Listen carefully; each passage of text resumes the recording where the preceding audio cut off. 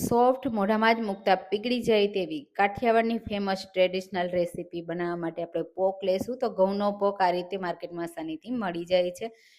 એનો આપણે આ રીતનો લોટ તૈયાર કરી લેવાનો. તો 1 કપ લોટ લીધો છે, એમાં 1 ટીસ્પૂન ઘી અને 2 ટેબલસ્પૂન જેટલું દૂધ એડ કરી અને સરસ એવું ગરમ કરી લેવાનું. હવે આપણે એને ધાબો દેવાનો છે. તો આ રીતે દૂધ અને ઘીનું મોણ એડ કરવાનું છે અને મિક્સ કરી દેવાનું અને 5 મિનિટ માટે ધાબો દઈ દેવાનો. તમે ચાળીને પણ પછી લઈ શકો છો અને પછી તમે આ રીતે મિક્સ કરશો ને એટલે એકદમ દાણેદાર લોટ તૈયાર થઈ જશે.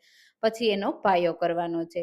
પાયો કરવા માટે 2 ટેબલસ્પૂન ઘી એડ કરીશું અને સ્વાદ પ્રમાણે ગોળ એડ કરીશું. તો મેં અહીંયા 3/4 કપ એડ કર્યો છે.